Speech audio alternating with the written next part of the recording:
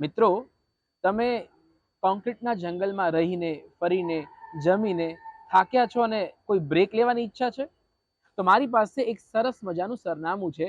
તાપી જિલ્લાનું પદમ સુંદરી eco tourism.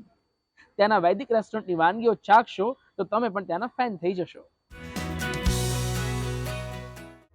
Tapi જિલ્લામાં one વિભાગ દ્વારા અંબિકા નદીના કિનારે રમણીય વાતાવરણમાં શરૂ કરાયેલ આ છે પદમ ડુંગરી ઇકો ટુરિઝમ કેમ્પસાઇટ.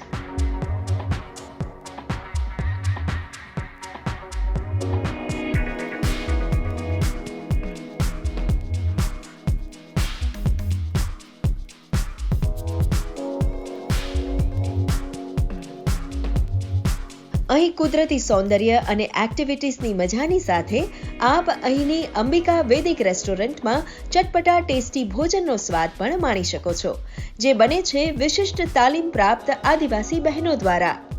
ત્યાં ગુજરાતભરમાંથી પ્રવાસીઓ આવે છે અને જે બહારનું નૂડલ્સ અને પિઝા જે મેદાનું ખાઈને બીમાર પડે છે, તો અમે કેવો વિચાર કર્યો છે કે રાગીનામાંથી અમે નૂડલ્સ અને પિઝા બનાવીને લોકોને ખવડાવીએ, કે એમને સેહત માટે થોડુંક અમે વિચાર્યું છે કે એ ખાઈને થોડુંક એ લોકોનું હેલ્થ માટે પણ વિચાર કર્યો છે અને લોકોને બહુ જ ભાવે છે. ટ્રેન્ડને અનુરૂપ પણ હેલ્ધી એવા રાગીના નૂડલ્સ અને પિઝા ખાસ રીતે ચૂલા પર બનાવે છે આ બહેનો, જેમાં અહીં જ ઉગેલા ઓર્ગેનિક શાકભાજીનો ઉપયોગ કરે છે. બેસ્ટ છે આ ખાવાનું, જે એમાં બનેલું જે આ નૂડલ્સ અને પિઝા છે એ પેલા છે આપણે નાગલીના બનેલા છે, જેથી મેંદા કરતી સારું રહેશે આપણા શરીર માટે. જે નાગલી છે એ આપણા માટે બહુ બેસ્ટ છે, જેથી તમે આ રેસ્ટોરન્ટમાં આવો ને ખાવાનું ટ્રાય કરો. ટેસ્ટ એકદમ બેસ્ટ છે, તમે જે બહાર ખાઓ એના કરતાં પણ વધારે સારો રહેશે. આ ઉપરાંત બ્લુ રાઈસ, કોળાના ગુલાબજાંબુ, બીટનો હલવો કે પછી આદિવાસી વાનગી પનેલા, ઠેકડા જેવી 11 જેટલી વાનગીઓનો સ્વાદ આપ અહીં માણી શકશો.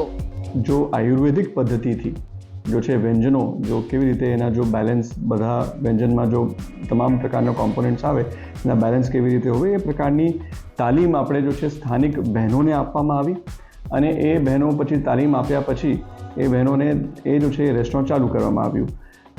શહેરોમાંથી જો સુરત છે, બડોદરા છે, અમદાવાદ છે, ઘણા બધા પ્રવાસીઓ છે પદમ ડુંગરી ઇકો ટુરિઝમ સ્થળની મુલાકાત લે છે અને મને કહેતા ખૂબ આનંદ થાય છે કે આ લોકોએ આ બહુ સારા એક ફીડબેક એ રેસ્ટોરન્ટ માટે આપેલું છે અને એ વ્યંજનો છે એની પણ એ લોકોના પ્રતિભાવ બહુ સારા છે અને એમાં ઘણા બધા નવા વ્યંજનો આપણે બનાવવામાં આવ્યું અને સાથે એને જો પરોસવામાં આવે એ પણ મિટ્ટીના બર્તનો હોય તો એક ગામડા જેવી એક ફિલિંગ તો આવે, સાથે સાથે જો આહાર છે એ પણ આપણે પેટ અને આપણે શરીર માટે બહુ સારું હોય એ આપણે હેતુથી આ રેસ્ટોરન્ટની શરૂઆત કરવામાં આવી.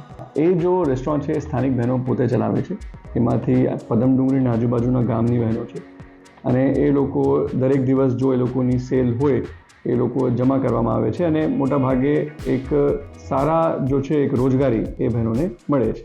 અહીં લોકોને રોજગારી મળી રહે, સાથે લોકોના સ્વાસ્થ્યને, અહીંયા આવતા પર્યટકોના સ્વાસ્થ્યને પણ ધ્યાનમાં રાખીને જે વન વિભાગે આ પ્રયાસ કર્યો છે એ ખરેખર સરાહનીય છે. ગુડ ન્યૂઝ ગુજરાત માટે નીરવ કંસારા, તાપી.